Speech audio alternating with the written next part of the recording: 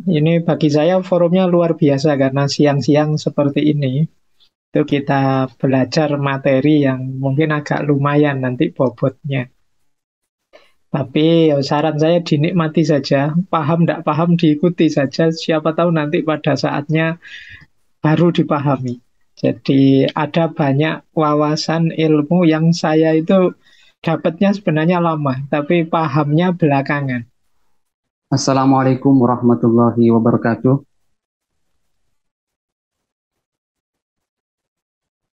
Bismillahirrahmanirrahim. Alhamdulillahirabbil alamin. Wassalatu wassalamu ala asrofil mursalin sayyidina Muhammadin sallallahu alaihi wasallam wa ala alihi wa sahbihi ajmain amma ba'du. Yang terhormat Dr. Kiai Haji Fahrudin Faiz, SAG, MAG. Yang terhormat pengurus serta panitia Harlah Tanwirul Afkar tahun 2022.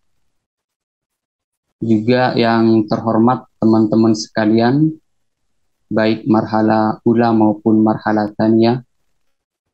Alhamdulillah pada kesempatan siang kali ini kita bisa bertatap muka walaupun via Zoom untuk melaksanakan atau mengikuti seminar dengan tema sosiologi hukum bersama Kiai Dr. Haji Fahrudin Faiz, SAG, MAG. Baik, sebagaimana moderator lumrahnya, pertama saya akan membacakan sekilas biografi beliau, biografi narasumber kita, tetapi bukan dalam rangka memperkenalkan siapa beliau, karena sudah jelas beliau adalah orang terkenal di masa kini. Insya Allah teman-teman semuanya sudah pada tahu siapa beliau, tetapi hanya sekedar mengikuti tradisi seminar-seminar pada umumnya. Beliau adalah Dr. Kiai Haji Fahrudin Faiz, SAG, MAG, bukan Fahrudin Ar-Razi, tapi Fahrudin Faiz. Walaupun mungkin keilmuannya tidak terlalu jauh, hanya persoalan zaman saja barangkali. Beliau lahir pada tanggal 16 Agustus, satu hari sebelum 17 Agustus. Tahun lupa bawa catatan tadi Kiai, mohon maaf. Tetapi 1900-an, 70 berapa gitu kalau tidak keliru, nanti bisa dikonfirmasi. S1, S2, dan S3 beliau semuanya ditempuh di UIN Sunan Kalijaga, Yogyakarta. Ada banyak cara sesungguhnya menurut saya untuk mengenal lebih dekat siapa beliau. Pertama melalui buku-buku beliau yang sudah banyak diterbitkan, terlebih dua buku yang terkenal dan yang sangat saya suka. Satu di antaranya adalah Filosof Juga Manusia. Terus terang Kiai, dari buku tersebut ada hal yang menarik saya pikirkan, yaitu buku tersebut menggambarkan bahwa betapapun seorang filosof itu hebat, tetapi filosof tetap seorang manusia. Di situ ada beberapa cerita yang bercerita tentang perbuatan yang mungkin untuk teman-teman sangat tabu sesungguhnya dibicarakan.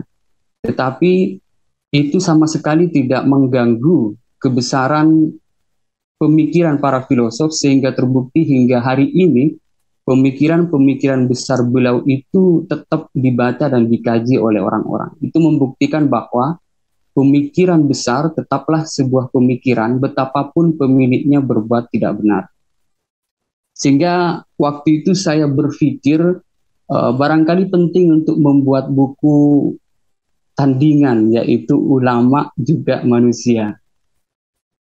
Karena apa kecenderungan kita bahwa ulama itu adalah sesuatu yang boleh jadi mendekati maksum, kalau enggan untuk mengatakan maksum. Sehingga perlu kiranya mengumpulkan cerita-cerita yang cukup tabu diceritakan mengenai ulama-ulama kita.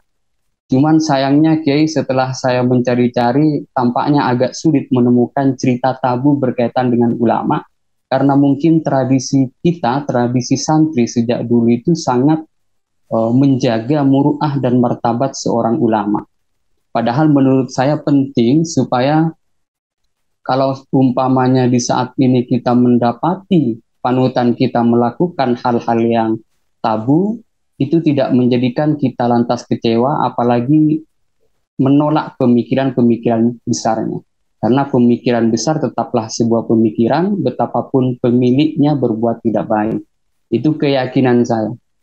Cuman sepertinya kalau buku itu sampai jadi, dan alhamdulillah tidak jadi Kiai, kalau sampai jadi barangkali lebih banyak yang menghujat daripada yang memuji, karena dianggap tidak punya adab.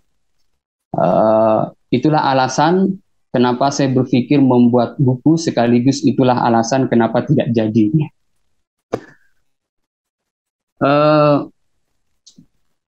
Tetapi sekali lagi pemikiran tetaplah pemikiran walaupun pemiliknya sebenarnya tidak melakukan apapun. Baik, beliau juga bisa kita mengenalnya lewat channel YouTube yang beliau isi di Masjid Jenderal Sudirman sejak sudah lama. Dan saya pun terus terang sering mengikuti kajian beliau di YouTube, dan sangat banyak ilmu yang kita dapat. Itulah barangkali cara mengenal seorang ilmuwan menurut saya yang berbeda dengan cara mengenal seorang artis.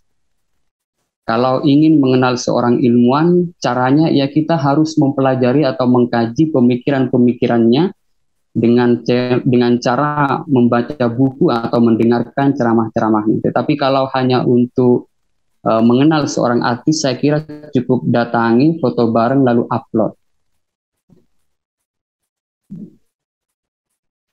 Baik, sekilas tentang sosiologi hukum.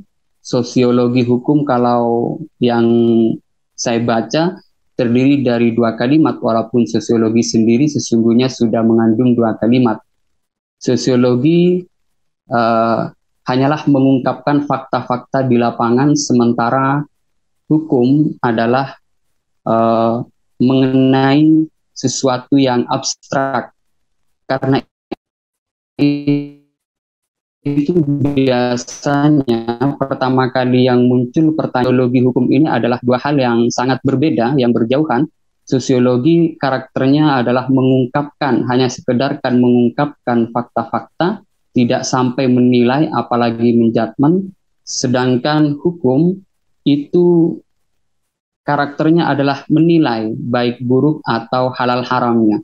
Karena itu apakah mungkin 2 hal yang berbeda ini disatukan dalam satu istilah menjadi sosiologi hukum? Itu mungkin yang akan nanti dijawab oleh beliau, dan bagaimana kelanjutan hubungan di antara keduanya. Tetapi kita tahu bahwa tidak setiap 2 hal yang berbeda itu harus dipisahkan, melainkan boleh jadi perlu atau bahkan harus keduanya itu berjalan bersandingan demi sampai pada tujuan tunggal. Sekilas itu pengantar dari saya sebagai moderator, yang saya kira tidak terlalu jauh ya teman-teman, karena kalau saya antarkan teman-teman terlalu jauh, khawatir justru malah menyesatkan. Ternyata bukan itu yang dimaksud. Sebab beliau ini saya kira memiliki keluasan ilmu, dan sosiologi hukum itu mungkin hanya sekedar tema dari panitia kiai, tetapi kami sama sekali, terutama saya sebagai moderator, tidak membatasi apa yang ingin disampaikan oleh kiai. Mungkin itu, dan sebelum saya berikan kepada beliau sebagai narasumber kita hari ini, marilah kita buka seminar kita dengan pembacaan surah Al-Fatihah. Harapannya semoga semua apa yang disampaikan oleh beliau sepenuhnya mudah kita pahami tanpa sedikit pun ada yang tertinggal. Ala hadhihi niyah al-Fatihah.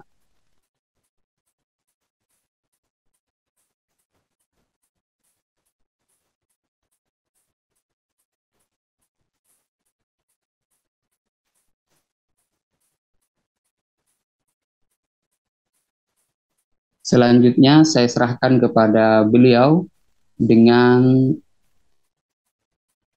batas waktu yang tak terbatas, Kiai. Bisa lama, bisa pendek, bisa juga pas. Terserah, Kiai. Demikianlah yang bisa saya sampaikan. Selanjutnya saya serahkan kepada beliau narasumber. Terima kasih. Oke, baik. Bismillah. Assalamualaikum warahmatullahi wabarakatuh. Waalaikumsalam warahmatullahi wabarakatuh. Bismillah, alhamdulillah, assalatu wassalamu ala wala haula wala quwata illa billah. Yang saya cintai, saya banggakan semua saja ya teman-teman yang hari ini berkesempatan untuk bareng-bareng kita belajar di forum yang luar biasa dalam rangka harlahnya Tanwirul Afkar ya kalau saya tidak salah. Baik, ini bagi saya forumnya luar biasa karena siang-siang seperti ini itu kita belajar materi yang mungkin agak lumayan nanti bobotnya. Tapi saran saya dinikmati saja, paham tidak paham diikuti saja, siapa tahu nanti pada saatnya baru dipahami. Jadi ada banyak wawasan ilmu yang saya itu dapatnya sebenarnya lama, tapi pahamnya belakangan. Jadi tidak masalah. Nanti teman-teman di kampus mungkin juga begitu. Ada banyak materi dari dosen yang ini tidak paham, Janet. Dosen ini ngomong apa. Tapi lama-lama ketika kita lanjutkan bergelut di ilmu itu, akhirnya kita paham maksudnya. Nah, siang ini mungkin konteksnya juga begitu. Saya akan bicara sosiologi hukum.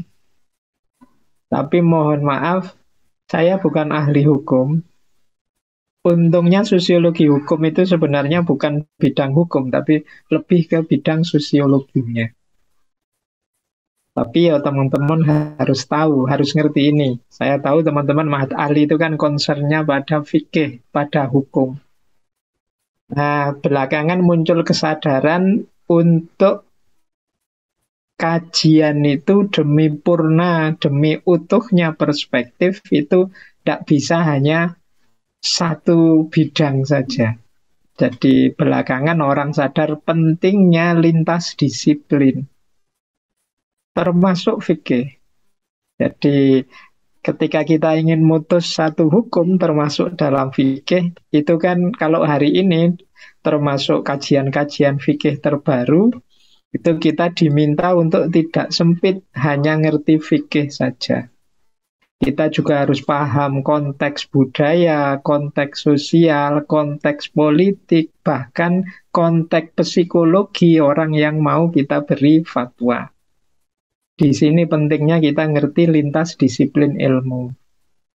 Kemarin misalnya ada kasus di Jogja, di Bantul itu ada seorang siswa yang depresi karena dipaksa oleh gurunya pakai jilbab. Loh, memaksa pakai jilbab itu baik, utama, bahkan mungkin bagi ulama tertentu wajib. Tapi mungkin karena pertimbangan-pertimbangan psikologinya kurang dalam, meskipun ini yang nyuruh guru BK, akhirnya anaknya malah jadi stres, jadi depresi. Di medsos juga malah gurunya yang dimarah-marahi, sampai agama kita juga dimarah-marahi. Islam itu keras, Islam itu kaku, Islam itu tidak manusiawi. Nah ini kenapa? Karena kekurangan wawasan. Yang ngertinya hanya hukum fikihnya saja. Kurang paham psikologi, kurang paham budaya, termasuk kurang paham dimensi sosial kehidupan kita. Ini kalau untuk yang semacam ini bagi saya kita harus banyak belajar dari para wali zaman dulu. Para wali zaman dulu itu sangat bijaksana, mereka cerdas sekali membaca masyarakat dan situasinya. Sehingga ajaran Islam itu di sana diterima di zaman dulu itu diterima dengan lembut. Jadi diterima dengan senang hati oleh masyarakat zaman itu. Nah, disinilah pentingnya nanti teman-teman yang memang ingin fokus ke bidang hukum.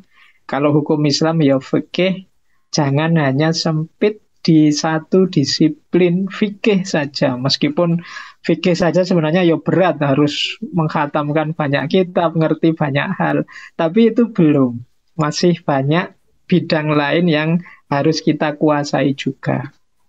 Seandainya kok sulit, berat Pak, saya fikihnya saja tidak ngangkat, saya masih mati-matian harus menguasai, apalagi kalau harus ditambah antropologi, sosiologi, dan lain-lain. Yo, kalau dalam konsep yang baru usul fikih itu kan ada namanya ijtihad jama'i, ijtihad kolektif. Jadi kalau mau mutus hukum ya jangan sendirian, tapi bareng-bareng. Jadi sebelum difatwa nanti duduk bareng ahli fikih, ahli sosiologi, ahli psikologi, mungkin duduk bareng sehingga fatwanya bisa komprehensif. Nah, itu strateginya begitu. Baik, saya akan share screen. Mohon maaf ini baru selesai materinya, jadi mungkin nanti saya kirim setelah saya selesai presentasi. Jadi beberapa hal mungkin ini sangat dasar, mungkin justru nanti ini berakhir di definisinya sosiologi hukum. Jadi bukan diawali dari definisi, tapi nanti mungkin puncaknya presentasi saya itu definisinya sosiologi hukum. Jadi ini mungkin justru ini sebelum pengantar untuk sosiologi hukum. Baik, bismillah kita mulai ya, pelan-pelan.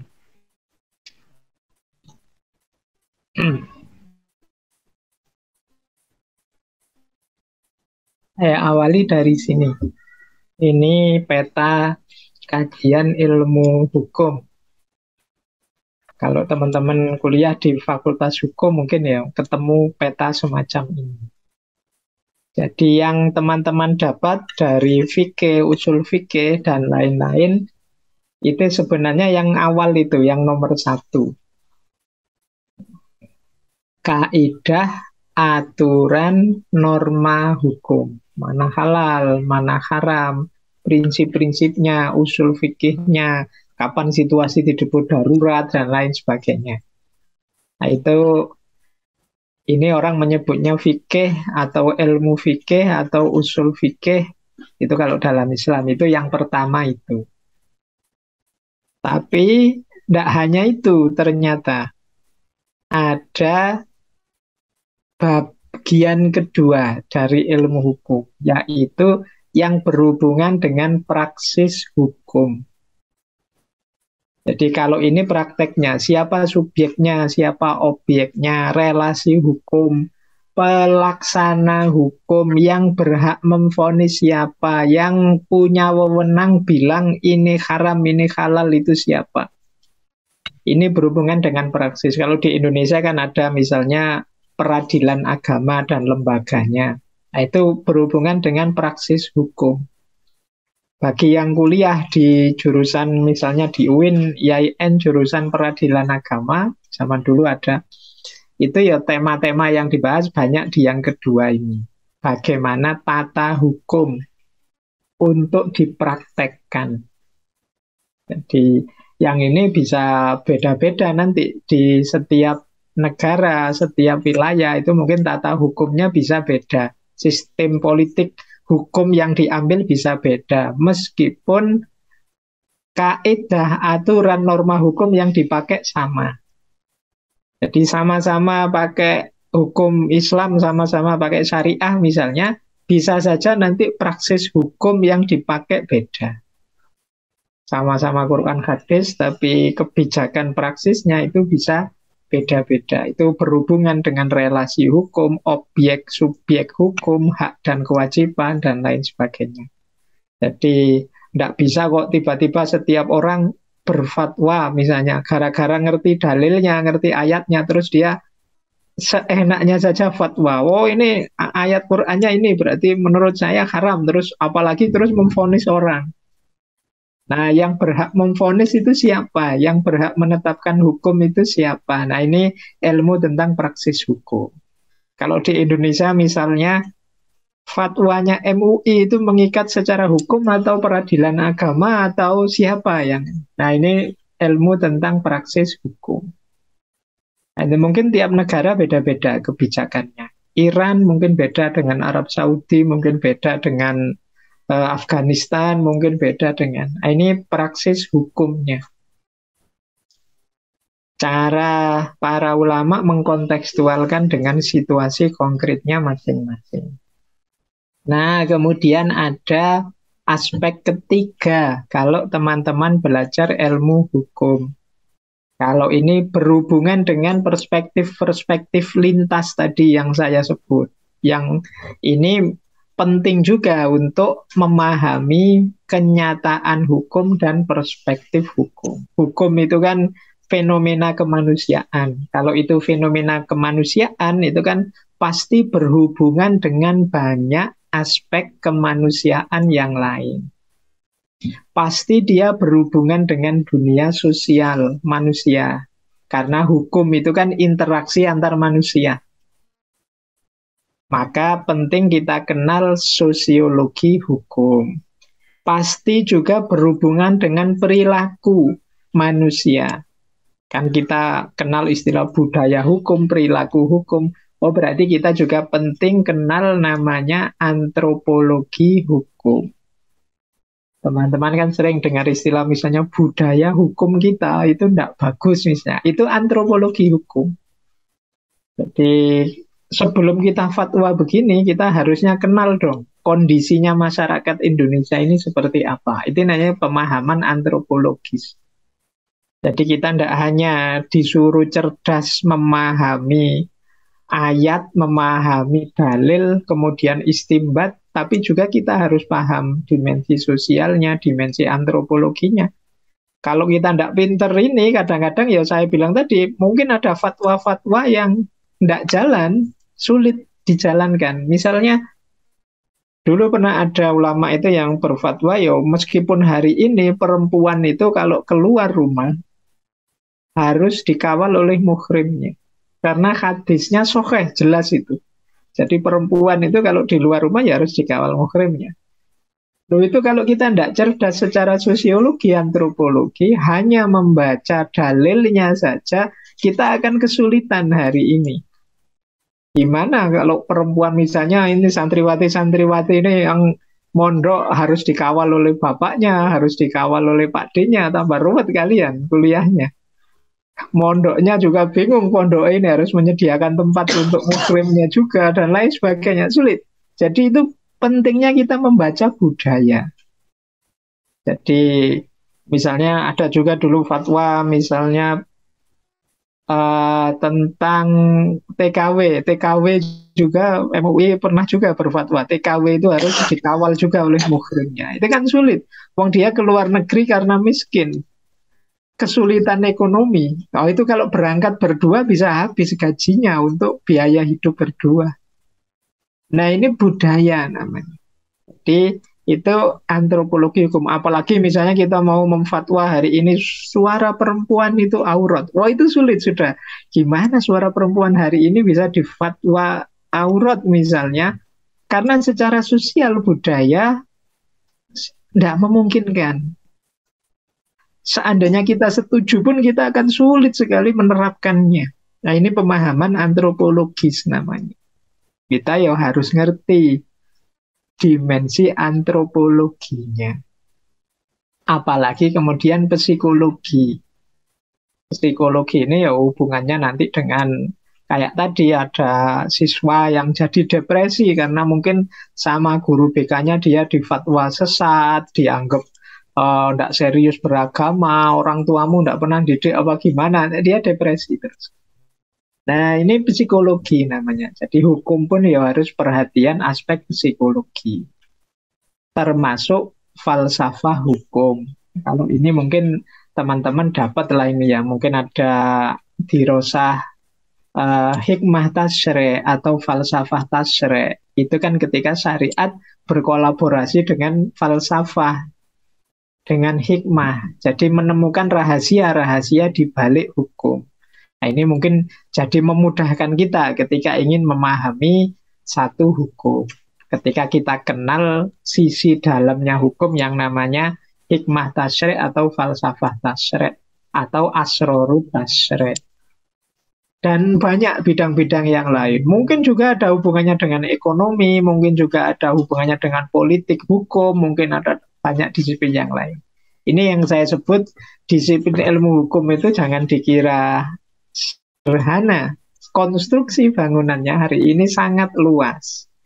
Nah, ini tidak dalam rangka untuk teman-teman minder. Wah, kalau gitu tidak jadi hukum, Pak, berat, tidak begitu. Tapi sekarang kita tahu, saya bilang tadi, teman-teman boleh setelah ini, Pak, saya ingin fokus ke sosiologi hukum kalau begitu. Oh, saya ingin psikologi hukum, Pak, saya hafalan dalil aturan kok berat. Saya anu aja. Oh, saya ingin falsafah hukumnya saja, Pak.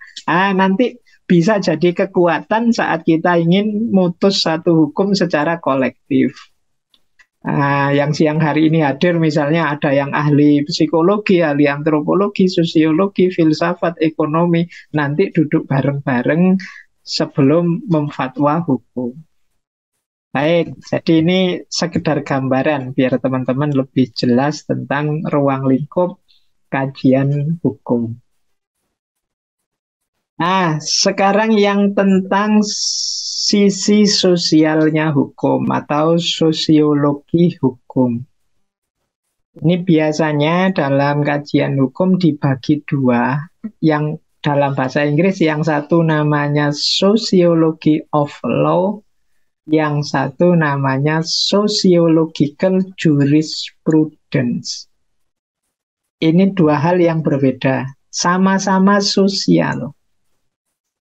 Kalau sociology of law ini mengkaji fenomena sosial yang berhubungan dengan hukum. Jadi hukum yang dilihat sebagai fenomena sosial. Jadi melihat bagaimana masyarakat itu mempengaruhi dan dipengaruhi oleh hukum. Jadi itu fenomena sosial di tengah masyarakat. Jadi ini sebenarnya sosiologi hukum itu atau sociology of law itu yang dilihat masyarakatnya. Jadi bukan pertama-tama hukumnya apa. Nah, itu namanya sociology of law. Nanti kita jelaskan lebih panjang. Ada yang kedua namanya sociological jurisprudence. Sociological jurisprudence ini ya dimensi hukum yang sifatnya sosial. Jadi kalau ini kajian hukum sebenarnya. Jadi melihat gini loh dimensi sosial dari hukum itu. Setelah ada hukum ini, keadilan tegak benar enggak sih? Masyarakat dapat manfaat apa dari hukum ini? Ini namanya sociological jurisprudence. Jadi mengkaji hukumnya, tapi dilihat dari aspek sosialnya, dimensi sosialnya.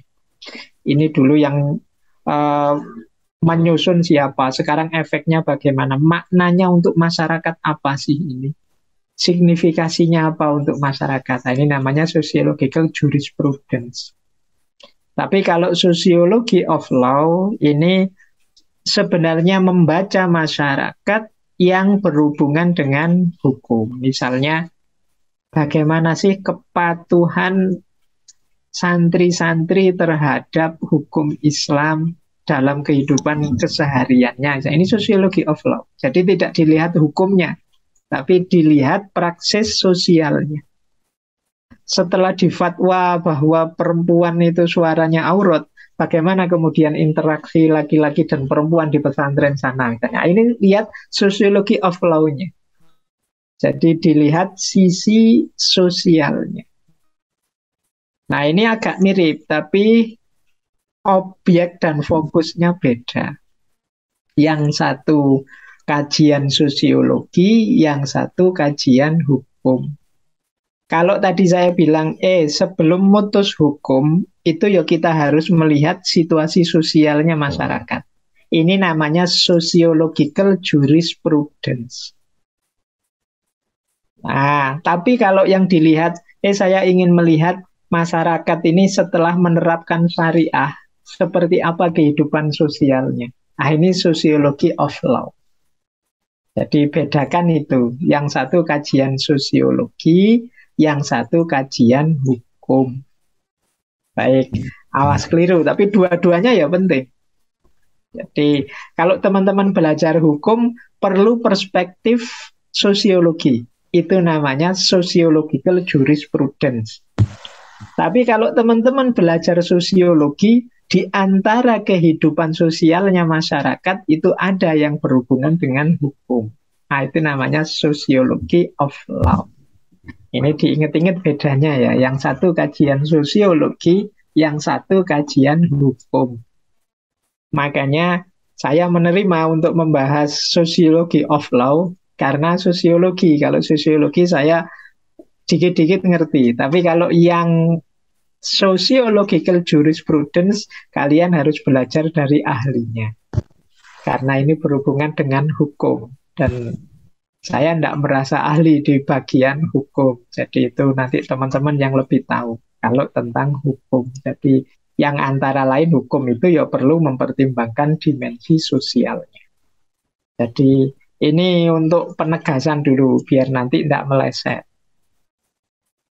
Baik, jadi ada sociology of law, ada sociological jurisprudence. Yang satu bidang kajian sosiologi, yang satu bagian dari kajian hukum.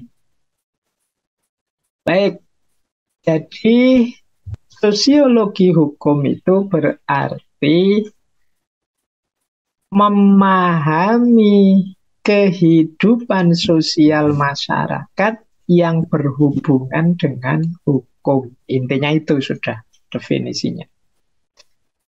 Nah, sekarang kita lihat asumsinya. Sosiologi hukum. Sosiologi hukum itu punya asumsi masyarakat itu dinamis. Jadi tidak statis. Jadi kita kan sering seperti saya ilustrasikan di depan tadi menganggap masyarakat itu statis. Sehingga ketika kita memfatwa hukum misalnya, itu kita tidak peduli kondisi dinamika di tengah masyarakat. Nah, ini berarti kita perlu belajar sosiologi hukum. Karena dalam sosiologi hukum itu ada asumsi masyarakat itu dinamis. Yang baik zaman dulu itu tidak mesti loh baik zaman sekarang. Contoh situasi masyarakat yang dinamis itu ya tidak lama, 2 tahun terakhir kemarin kita kan ada pandemi. Banyak sekali hukum-hukum yang itu mungkin utama sebelum pandemi dan setelah pandemi, tapi zaman pandemi dia jadi tercela. Ini namanya situasi dinamisnya masyarakat. Kalau zaman tidak pandemi, ke masjid itu utama. Sangat disunahkan, bahkan muakkad ke masjid itu meskipun sifatnya kifayah. Tapi begitu zaman pandemi, kita ke masjid itu dianggap tercela. Jadi masyarakat dinamis. Maka sebelum memfatwa ya dilihat dinamika masyarakat. Dilihat situasi masyarakat. Tidak tiba-tiba difatwa begitu saja. Karena kalau difatwa begitu saja, khawatirnya justru kontraproduktif. Kontraproduktif itu justru berlawanan dengan tujuan hukumnya atau tidak fungsional. Tidak fungsional itu difatwa seperti apapun ya tidak jalan sudah. Jadi meskipun kita sudah teriak-teriak haram, tapi kalau tidak nyambung dengan realitas tidak jalan. Jadi tidak jalan itu ya tidak bisa diterapkan. Iwas capek kita memfatwa. Kenapa? Kita tidak membaca realitas, tidak membaca hidup sosial sebelumnya. Jadi asumsi besarnya sosiologi hukum itu dinamika sosial.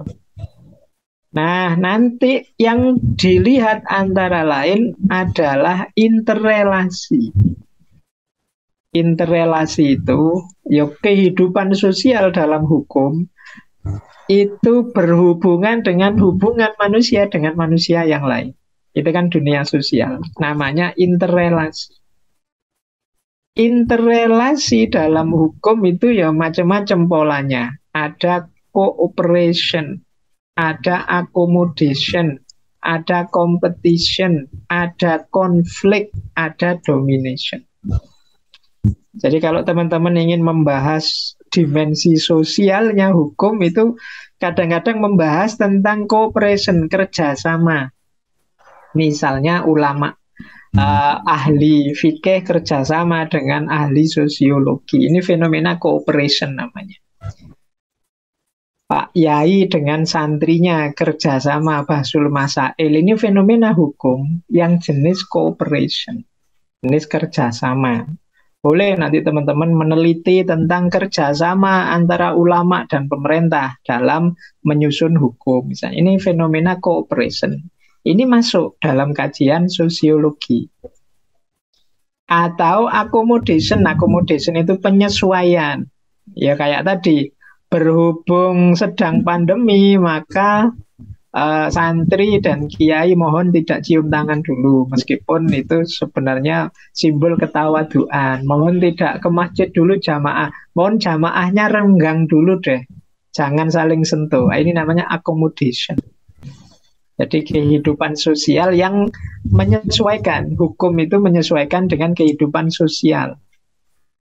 Ada jenis competition. Competition ini kadang-kadang fatwa 1 dengan fatwa 2 ini saling berkompetisi. Bahwa hukumku loh, dalilku loh yang paling kuat. Ini competition namanya. Jadi kalau hukum yang positif di pengadilan-pengadilan itu ya argumen A dengan argumen B saling ingin dimenangkan. Itu competition. Di pengadilan fenomena hukumnya jenis persaingan, competition. Nanti ada konflik. Kalau konflik ini ya fatwa yang saling bertentangan. Yang sini bilang wajib, yang sana bilang sunnah saja kok. Ini kan tabrakan. Yang sana bahkan bilang haram, tapi di sini bilangnya mubah saja kok. Ini kan konflik. Ini fenomena sosial. Fenomena sosialnya di mana ulama A dengan ulama B beda fatwanya. Ini kan fenomena konflik. Ini bagian dari kajian sosiologi hukum. Kemudian ada penguasaan atau domination. Nah, misalnya, oh ini aliran yang mayoritas ini dia bisa menang, mendominasi. Jadi fatwa dari aliran minoritas dianggap kalah, dianggap tidak valid misalnya. Nah, ini fenomena domination. Itu juga jenis fenomena sosial. Nah itu nanti ya kalau teman-teman belajar sosiologi hukum ini nanti ada banyak variasi-variasinya. Seperti apa fenomena cooperation, fenomena accommodation, competition, konflik, dominasi yang terjadi dalam lapangan hukum di dunia sosial. Jadi ini dua asumsi besarnya sosiologi hukum. Yang pertama, kehidupan itu dinamis, kehidupan sosial itu dinamis. Yang kedua, ada pola-pola interrelasi, saling berhubungan. Baik, saya lanjutkan. Nah, kalau ini ya tujuannya. Ini nanti teman-teman ditulis saja, nanti saya kirimkan slide-nya. Biar bisa di-share ya. Ya, saya baca cepat saja, biar tidak panjang-panjang waktunya. Yang pertama tentu saja untuk memahami perkembangan hukum di tengah masyarakat. Jadi tugas kalian yang ahli hukum Islam itu tidak sekedar memfatwa selesai, tapi juga coba dicek fatwamu itu efektif apa enggak. Fatwamu itu jangan-jangan nabrak kepentingan orang lain, dan lain sebagainya. Apakah masih diakui oleh masyarakat atau tidak? Nah, ini aspek perkembangan hukum yang ada di tengah masyarakat. Kemudian efektivitasnya. Efektivitas itu jalan atau enggak. Kemudian penerapannya, bagaimana hukum diterapkan atau dicueki. Kemudian kita bisa memetakan fenomena hukum. Oh, kalau di Jawa ini tidak terlalu efektif, tidak dijalankan. Tapi kalau di luar Jawa sana ternyata banyak orang yang masih mengikuti fatwa ini. Dan ini namanya kita mengkonstruksi fenomena hukum. Oh, perda syariah ini efektivitasnya hanya 30%.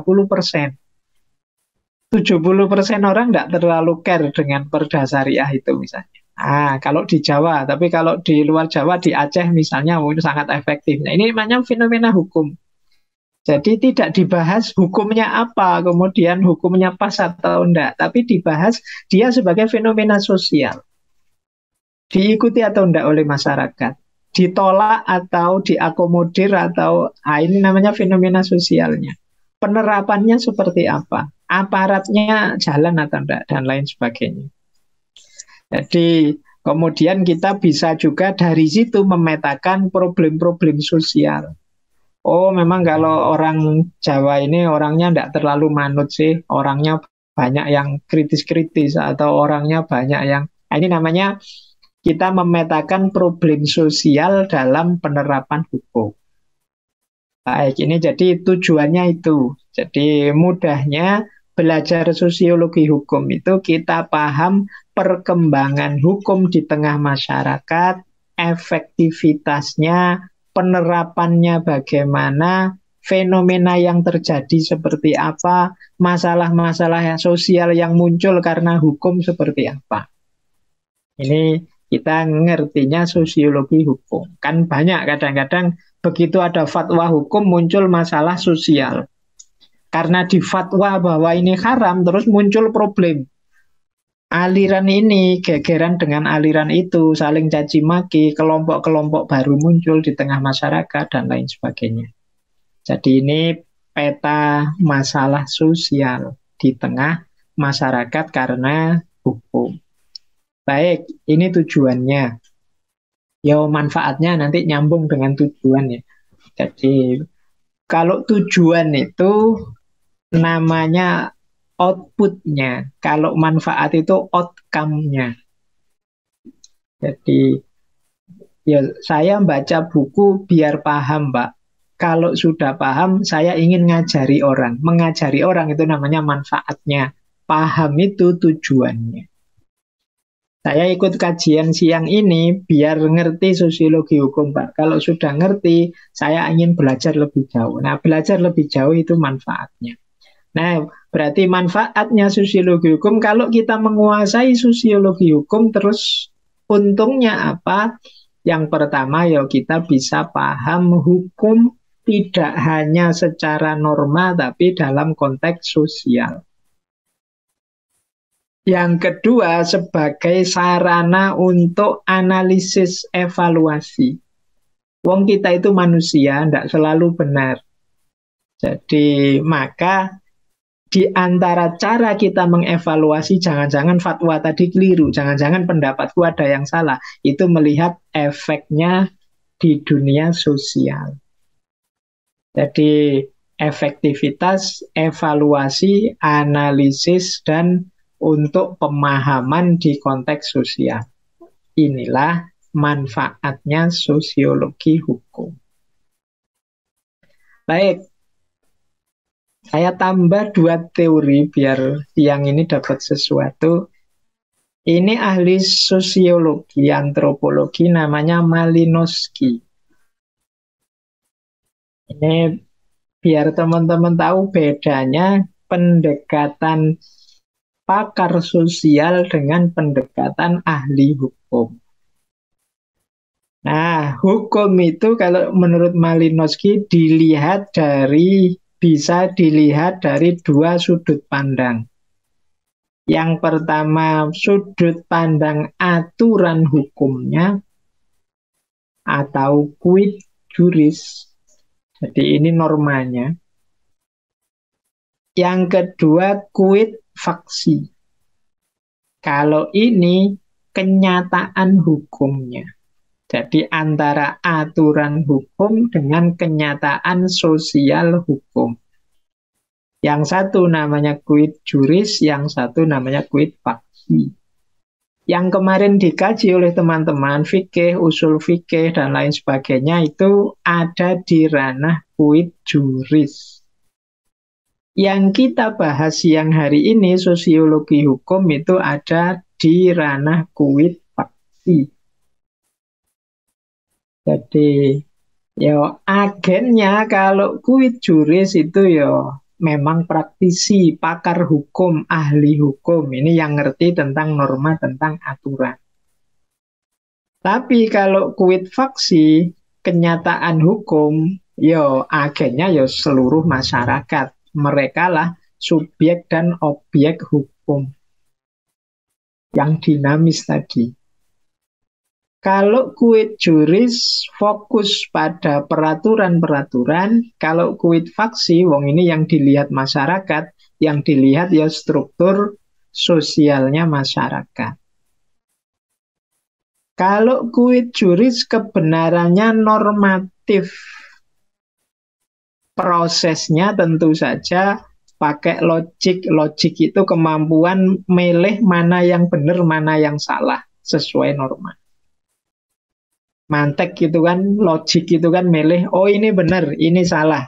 Oh ini terang, ini ambigu. Ini muhkam, ini mutasyabih. Ini mantuk, ini mafhum. Itu kan logika sebenarnya mantek. Jadi kita memahami norma secara logis. Beda dengan dimensi sosial, faktual.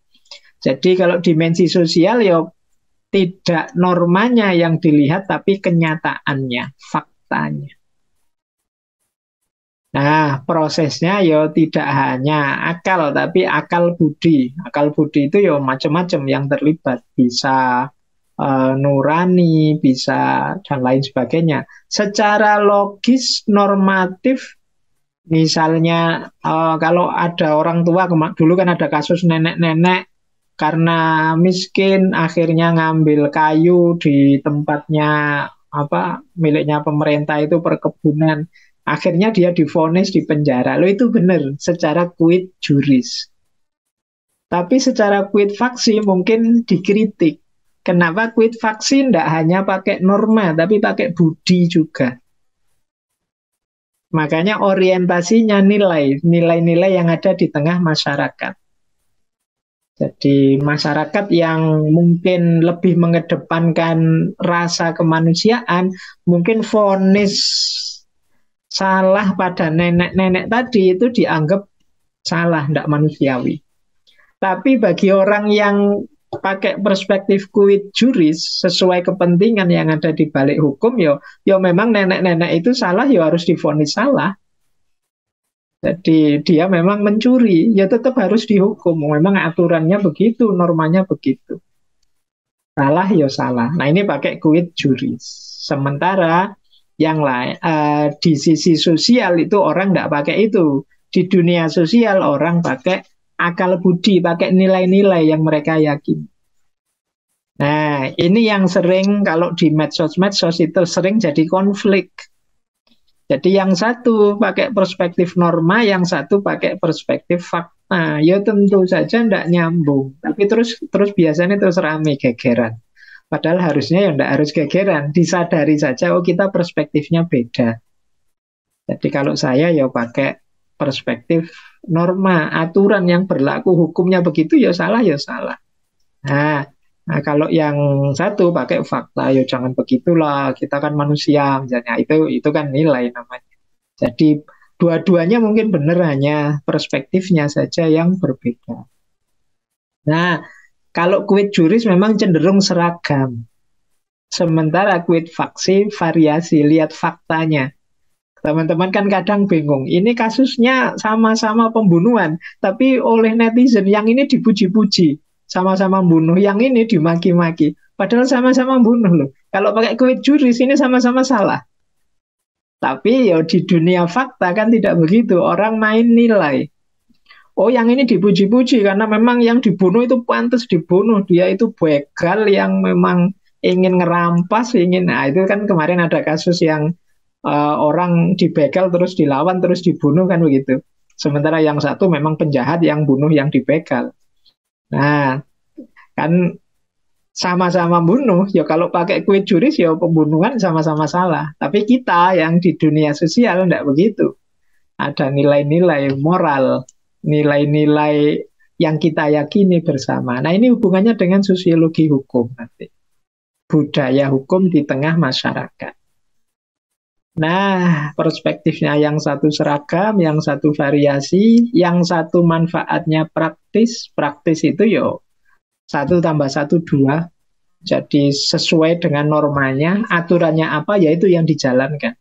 Jangan ditawar.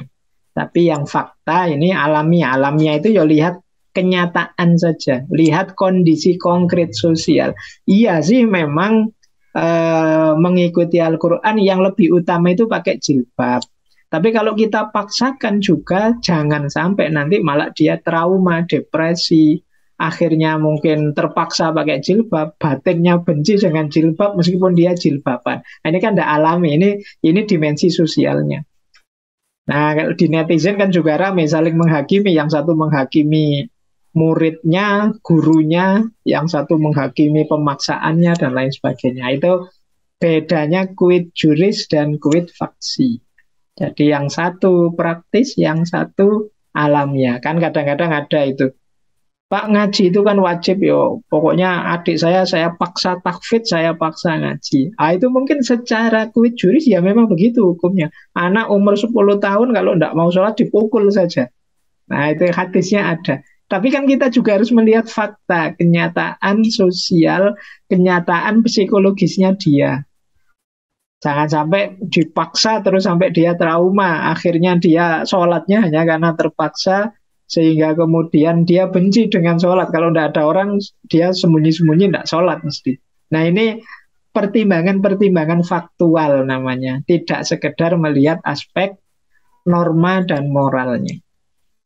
Ya, yang terakhir, quid juris itu biasanya memang penting untuk pengendalian. Hukum itu kan untuk mengendalikan masyarakat. Tapi quid faksi yang dimensi sosial juga penting untuk keseimbangan.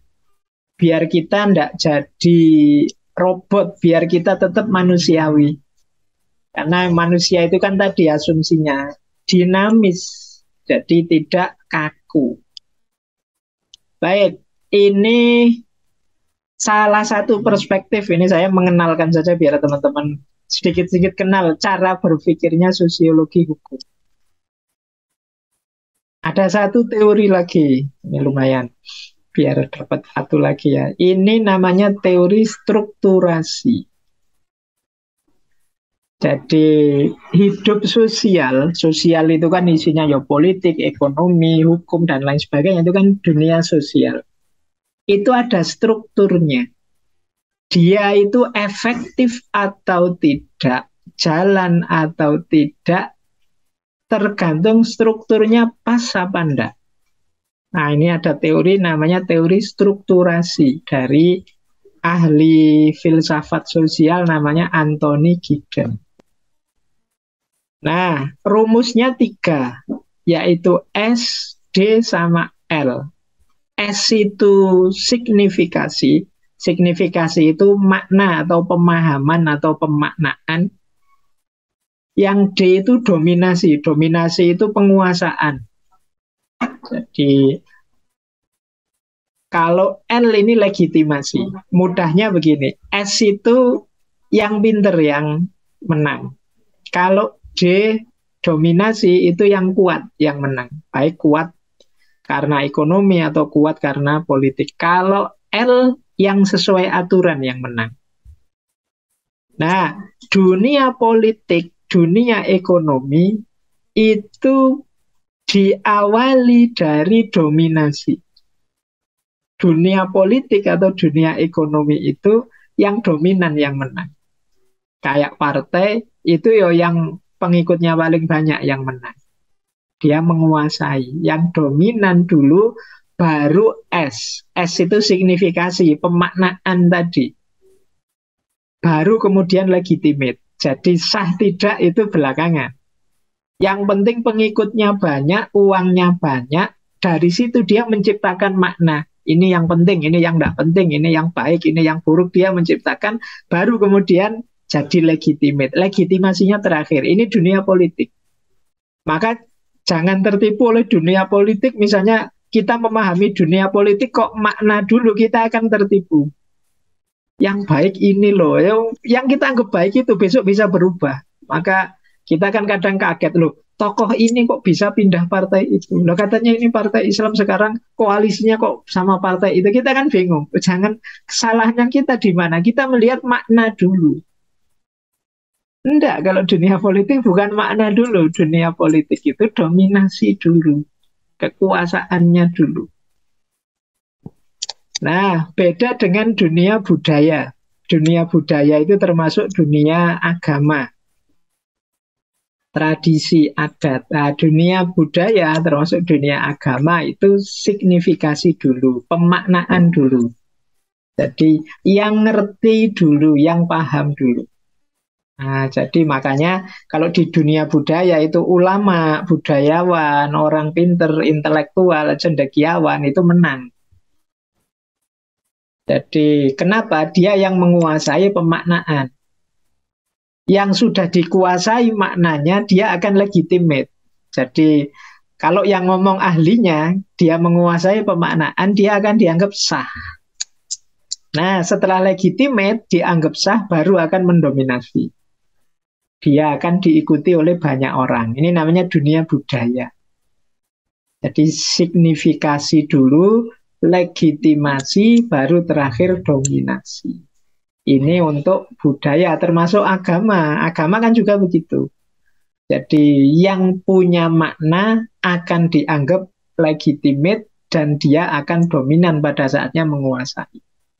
Yang tidak pinter ngomong seperti apapun tidak akan dianggap legitimate. Politisi kok ngomong tentang agama tidak akan dianggap legitimate. Jadi yang punya makna, sebaliknya kok ada ahli agama masuk ke politik misalnya, dia akan kesulitan. Karena makna dalam dunia politik itu sekunder, level 2. Level satunya apa? Level satunya kekuasaan atau penguasaan, baik orang atau ekonomi. Nah yang ketiga yang kita bahas yang ini itu hukum. Kalau hukum kebalikannya. Kalau hukum itu legitimasi dulu. Hukum itu yang menang adalah yang sesuai dengan aturan, yang dianggap legitimate.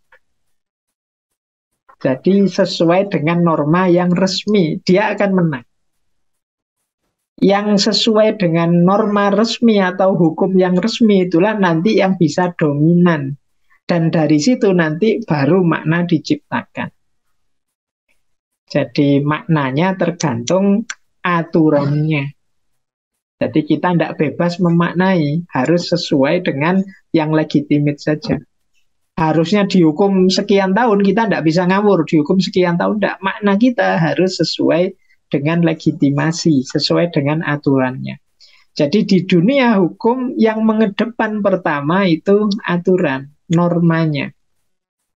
Maka ya teman-teman nanti yang belajar hukum ya kuncinya itu. Mungkin kita di debat orang, mungkin ada orang tidak setuju, ada orang yang merasa kemanusiaannya terganggu. Tapi kalau ini ranah hukum, tetap yang menang adalah yang cocok dengan norma resmi, cocok dengan hukum resmi. Makanya kan kita sulit kadang-kadang, ini orang ini menurut saya tidak salah, tapi kok oleh pengadilan diputus salah. Ya karena pengadilan mengikuti norma resmi dan kita melawannya susah karena di ranah hukum memang yang lebih dulu norma resmi, bukan pemaknaan.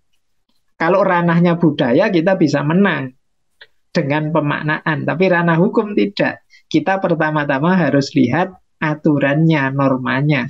Kalau ranah politik tidak. Kalau ranah politik kita harus pertama melihat ini kuat enggak, kekuasaannya canggih enggak, uangnya banyak enggak. Nah, itu sisi ekonomi. Maka Kok hukum dibawa ke politik, mesti kacau. Kenapa? Karena nanti dasarnya bukan lagi norma, tapi siapa yang kuat, dia yang menang. Jadi itu cara memahami struktur sosial. Teori ini namanya teori strukturasi. Yang punya Anthony Giddens namanya. Baik, terakhir. Ini makanya tadi saya bilang ini kesimpulan terakhir itu justru nanti definisinya sosiologi hukum.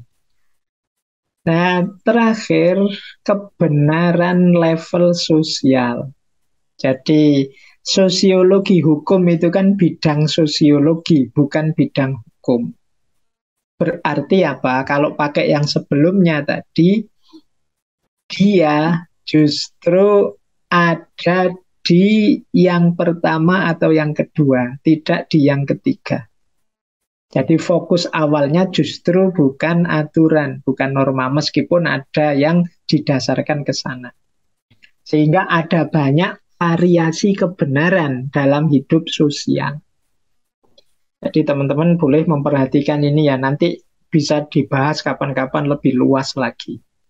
Di dunia sosial ada 4 jenis kebenaran.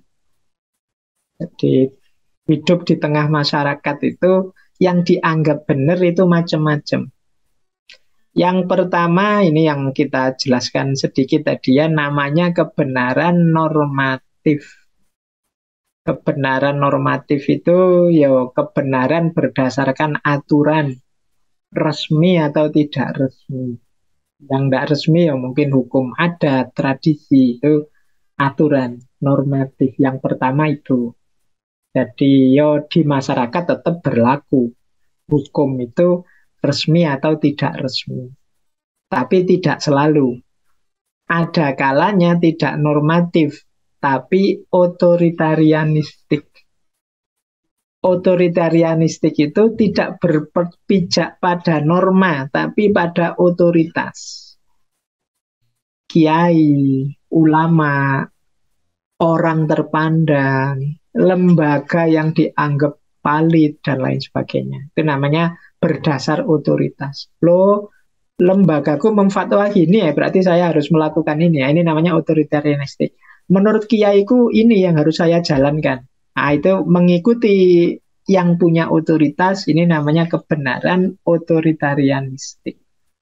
Masyarakat kuat juga di level otoritarianistik ini, karena yo secara umum masyarakat itu kan awam. Mereka tidak bisa kalau membaca sendiri hukum norma, memahami sendiri norma, mereka tidak mampu.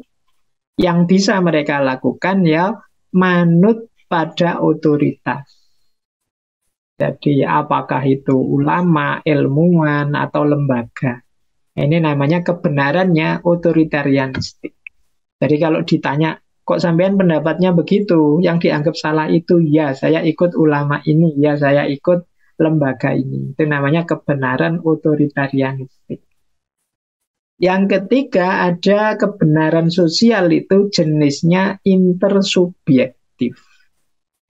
Intersubjektif itu tidak melihat norma, tidak melihat otoritas, yang penting disepakati bersama saja. Sudahlah kita sepakati begini sajalah. Itu namanya intersubjektif. Ini menurut negara harusnya kita tidak boleh ketemu langsung. Menurut para ulama juga begitu, sebaiknya kita masih di rumah. Tapi sudah bosen ya kita di rumah, yuk ketemu langsung saja deh. Kita bareng-bareng yuk. Nah, ini namanya disepakati bersama. Kebenarannya kebenaran intersubjektif. Jadi yo dalam hidup sehari-hari kita banyak menggunakan kebenaran hasil kesepakatan bersama. Kan tidak selalu kita memutuskan sesuatu itu berdasarkan ijtihad sendiri atau mengikuti aturan atau ikut ahlinya, tapi banyak juga yang kita sepakati saja bersama. Itu namanya intersubjektif. Saya tahu sih kamu temanku yang baru saja melakukan kejahatan ini, tapi sudahlah kita sepakati, kita maklumi dulu kejahatanmu, nanti kita lihat kamu sudah kapok apa belum. Ini namanya intersubjektif. Jadi memutus sesuatu dasarnya kesepakatan bersama. Nah, yang terakhir ada jenis kebenaran sosial itu namanya common sense. Common sense itu kebenaran-kebenaran yang oleh masyarakat pokoknya dipercaya begitu saja. Tidak pernah dipertanyakan, pokoknya itu mesti baik. Jadi tidak pernah direnungi lagi apakah memang yang seperti itu baik, tidak. Dalilnya apa, tidak pernah dibahas. Pokoknya itu sudah baik. Selama ini kita begitu kok. Tidak usah dibahas lagi. Di kita sudah itu otomatis baik. Ini namanya common sense. Ada banyak kita sehari-hari yang dasarnya ya common sense. Mungkin sebagian besar yang kita lakukan di tengah masyarakat, kita tidak ngerti dasarnya. Yes, pokoknya dianggap baik begitu saja. Itu namanya common sense. Jadi ya memang sepakatnya begitu. Di sini disepakati begitu, jadi akhirnya jadi biasa, lama-lama jadi common sense. Jadi common sense itu sudah dianggap baik begitu saja, tidak pernah dibahas. Jadi kayak di Jogja misalnya ada hukum di tempat tertentu misalnya disepakati pokoknya jam berkunjung itu maksimal jam 10 malam misalnya. Itu dasarnya common sense. Biasanya begitu. Kalau ditanya ini ayatnya mana, dasar logikanya apa, tidak ada. Kamu tanya runtutan dalilnya tidak ada. Otoritas yang diikuti siapa tidak ada. Disepakati kapan tidak tahu. Pokoknya berkunjung itu ya jam 10. Sopannya kalau di sini itu namanya common sense. Di tengah masyarakat banyak yang seperti ini. Nah, yo keputusan hukum kalau di level sosial itu nanti akan ketemu ini. Kadang-kadang normanya begitu, tapi otoritas memfatwa beda itu bisa norma terus tidak laku. Harusnya sih dalilnya begini, tapi kiai saya bilangnya begitu kok. Ya saya ikut kiai saya. Ah, ini otoritarianistik. Harusnya sesuai dengan dalilnya itu bunyinya begini. Tapi sementara kita sepakati gini dululah, kita masih belum nyampe kalau seperti dalil itu. Itu namanya intersubjektif. Atau common sense. Ya sudahlah, nggak usah panjang-panjang mikir. Kita biasanya begini ya beginilah. Itu namanya common sense. Nah ini nanti jadi perhatian kalau kita membahas dimensi sosial dari hukum. Ini berhubungan dengan perilaku hukum dan budaya hukum di tengah masyarakat. Baik, saya kira itu teman-teman ya sedikit pengantar. Setelah ini silahkan dibaca buku sosiologi hukum. Paling tidak teman-teman sudah tahu arah-arahnya. Kemana sih sebenarnya kajian sosiologi hukum. Silakan saya kembalikan ke moderator untuk mungkin ada sedikit tanya jawab.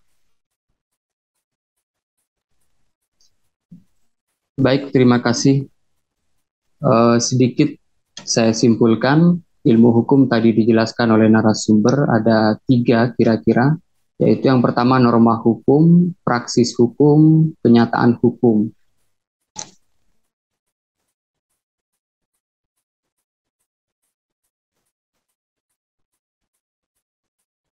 Dan dari kenyataan hukum inilah muncul kemudian ilmu yang disebut sebagai sosiologi hukum.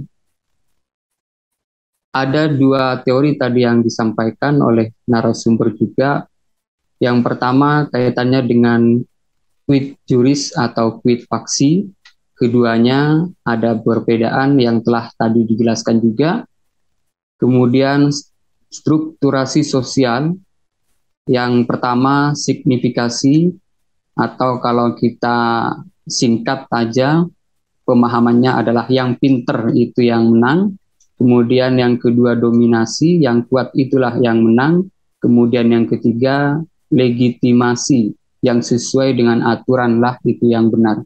Ini berbeda penerapannya kalau yang dibahas berbeda. Misalkan politik, maka tadi dijelaskan bahwa yang pertama kali adalah soal dominasi, yang kedua signifikasi, kemudian yang ketiga baru legitimasi. Berbeda kalau budaya atau agama, yang pertama justru adalah signifikasi, yang kemudian dominasi, baru kemudian legitimasi. Dan hukum yang terakhir itu justru legitimasi yang didahulukan.